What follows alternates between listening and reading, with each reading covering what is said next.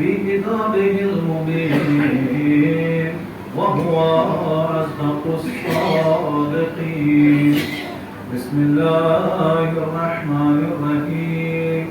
إن الذين قالوا ربنا الله ثم استقاموا تتنزل عليهم الملائكة ألا تخافوا ولا تحزنوا وأبشروا بالجنة التي كنتم توعدون.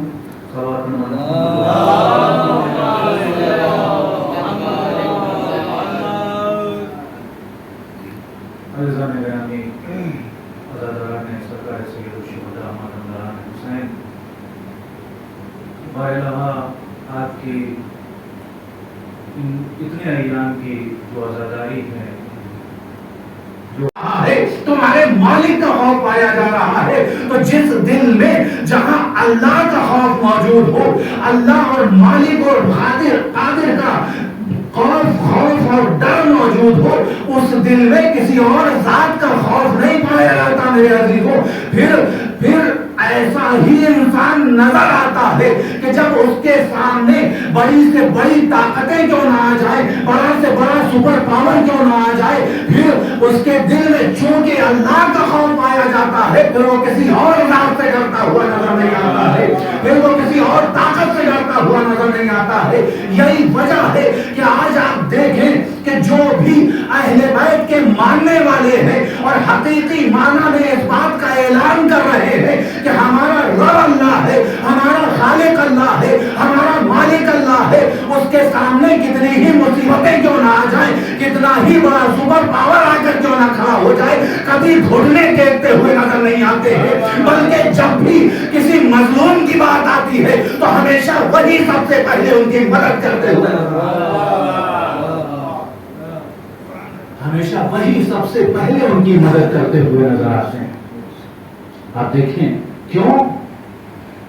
کیونکہ یہ درس اٹھا لینا، فرش ازا بچھا کر ماتم کر لینا، حسین پر گریہ کر لینا، مقصد یہ نہیں ہے میرے عزیزوں. مقصد یہ ہے کہ جس مقصد اور ہدف کے تحت میرے مولا حسین نے قربانی پیش کی ہے، اس مقصد اور ہدف کو اگر آپ نے اپنے ذہن میں رکھ کر اس عزاداری کو کیا تو آپ کی عزاداری واقعی قابل قبول ہے. اور اگر یہ مقصد اور ہدف آپ کے ذہن میں نہیں پایا جاتا ہے اور صرف رسومات کی بنا پر آپ اس عزاداری کو کرتے ہوئے نظر آ رہے ہیں یا ہم اس عزاداری کو کرتے ہوئے نظر آ رہے ہیں، تو پھر اس عزاداری کی کوئی حقیقت نہیں ہے میرے عزیزوں. کیوں؟ آج ہمارے معاشرے میں ایسا کیوں ہو رہا ہے میرے عزیزوں کہ ہم کسی کام کو اللہ کے لیے انجام نہیں دیتے ہیں بلکہ لوگوں کے لیے انجام دیتے ہیں. میں یہاں کی بات نہیں کر رہا ہوں، انہوں نے بات ہے میرے عزیزوں. اللہ کے لیے ہم کسی کام کو انجام نہیں دیتے ہیں بلکہ کس کے لیے؟ عوام کے لیے انجام دیتے ہیں. ہمارا مقصد اور ہدف کیا ہوتا ہے کہ اگر ہم نے فرش ازا بچھائی ہے، مجلس ازا برپا کیا ہے، ماتم کر رہے ہیں، ذکر حسین کر رہے ہیں، تو اس میں ہمیں عوام کو دکھانا ہوتا ہے، ہمیں اللہ کو راضی نہیں کرنا ہوتا. اور جس دن ہم نے اس نیت کے ساتھ عزاداری کی، آپ نے کسی عمل کو بھی انجام دیا، وہ عمل اللہ کی بارگاہ میں قابل قبول نہیں ہے. اگر اللہ کی بارگاہ میں اپنے عمل کو قبول کروانا ہے تو پھر نیت یہ ہونی چاہیے کہ میں جس عمل کو بھی انجام دے رہا ہوں وہ مرضی الہی کی خاطر انجام دے رہا ہوں، رضا الہی کی خاطر انجام دے رہا ہوں، خوشنودی الہی کی خاطر انجام دے رہا ہوں. آج ہمارے معاشرے میں یہ جو مرض پائے جا رہے ہیں کہ انجمن بازی ہو رہی ہے، ذاکروں پر تقابل ہو رہا ہے کہ بھائی ان کے یہاں ایسے ذاکر آئے تو ہمارے یہاں اس سے بہتر آنا چاہیے، ان کا عزاخانہ بہتر ہے تو ہمارا عزاخانہ اس سے بہتر سجنا چاہیے، ان کے یہاں اگر فلاں انجمن کو بلایا گیا ہے تو ہم اس سے بہتر انجمن کو بلا کر اپنے یہاں جو ہے مجلس میں کھڑا کریں گے. ان کے یہاں اگر اتنا شیشہ لگا ہوا ہے تو ہم اس سے زیادہ شیشہ لا کر جو ہے وہ اپنے عزاخانے میں سجائیں گے. ان کے یہاں اگر ایسا فرش بچھا ہے تو ہم اس سے بہتر فرش اپنے عزاخانے میں کریں گے. میرے عزیزوں، اگر یہ تمام تر چیزیں ہمارے ذہنوں میں پائی جاتی ہیں تو ہم عوام کے لیے تو اپنے عمل کو انجام دے رہے ہیں لیکن اللہ کے لیے انجام نہیں دے رہے ہیں. اور جب تک ہماری نیت خالص نہیں ہوگی میرے आजादारी नहीं बल्कि हमारी जिंदगी का कोई भी अमल ऐसा नहीं हो कि जो बारे इलाहा हमारे इस अमल को कबूल करे, बारगाह इलाही में हमारा वो अमल कबूल हो जाए। क्योंकि जब तक हमारे ज़हन में, हमारी नीयत में, हमारे वजूद में खुलूस नहीं पाया जाएगा, तब तक कि हमारा कोई अमल काबिल कबूल नहीं है। मेरे अज़ीज़ों,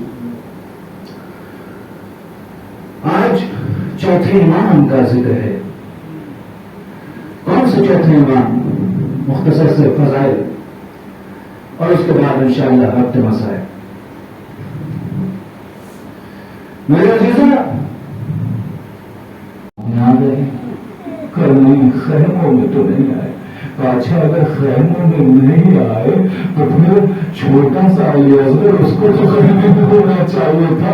कहा मैं अपने इन्हीं हाथों पर असगर को लेकर मक्तल की जाने गया था कि शायद इन जालिमों को थोड़ा सा रहम आ जाए, लेकिन जालिम को रहम ना बल्कि तीर भार का तीर चला, असगर का गला छिड़ा और असगर का खून मेरे हाथों में था। हाँ मेरे अज़ीज़ों, ये सैयद सज्जाद कि जिन्होंने करबला से लेकर करबला के बाद वो सारी मुसीबतों को बर्दाश्त किया। अल्लाह अल्लाह। देखें कि जब काफिला करबला से रवाना हुआ, कोई ऐसा बेटा नहीं है कि जो इस बात को बर्दाश्त कर सके कि बाप का जनाजा सामने पड़ा हो और वो इतना मजबूर हो कि अपने बाप के जनाजे पर एक मुट्ठी खाक भी न डाल सके। अल्लाह अल्लाह, ये सैयद सज्जाद के दिल से सोचिए कि उस वक्त मेरे मौला की कैफियत क्या होगी कि जब बाप के जनाजे को देख रहे होंगे, लेकिन इतना मजबूर कि हाथों में हथकड़ियां है, पैरों में बेड़ियां है, गले में खारदार तोप है। अरे ये मजबूर बेटा एक मुट्ठी खाक भी नहीं डाल सकता। यही वजह है कि चेहरे का रंग मुतगय्यर हुआ।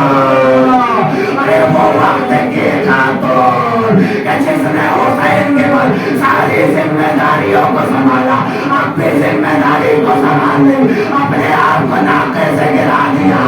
कई वक्त का इमाम अपनी जान न दी।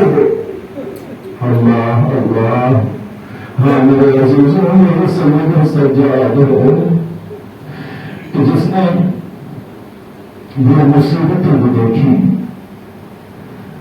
कि जो एक भाई अपनी बहन पर होते हुए रोज उनकी बहन उनसे सवाल करती, भाई ये परिंदे तो रोज अपने घरों को जाती है, अरे हम अपने घर को कब जाएंगे? अरे मेरा मौला इतना मजबूर, अरे जवाब दे तो क्या दे, बस इतना कहकर खामोश। अरे बहन सकीना घबराओ नहीं, एक दिन वो आएगा कि जब हम भी अपने घर को जाएंगे। लेकिन सैयद सज्जाद तो मौजूद है। अरे वो 4 साल सकीना मौजूद नहीं है जिसको सज्जाद दिलासा दिया करते हैं कि एक दिन घर को जाए। अरे क्या हुआ इतना चीख मारकर मौला गिरिया क्यों कर रहे हैं? काले तुम भी मेरी जगह पे होते तो बर्दाश्त नहीं कर सकते थे। अरे जब मैंने बाबा के जिस्म को खोला, कमीज को उतारा, पुष्ट पे ताजियानों के निशान है, गले पे हारदार के निशान है, पाँव पे बेड़ियों के निशान है, हाथों में हथकड़ियों के निशान है। अरे ये ताबूत देखिए, तसव्वुर कीजिए कि ये उसी का जनाजा है, ये उसी का ताबूत है। अरे जिसके हाथों में हथकड़ियां, पैरों में बेड़ियां, गले में खारदार तोप, इतना मजबूर कि अपने बाबा के ऊपर घिरिया मेरी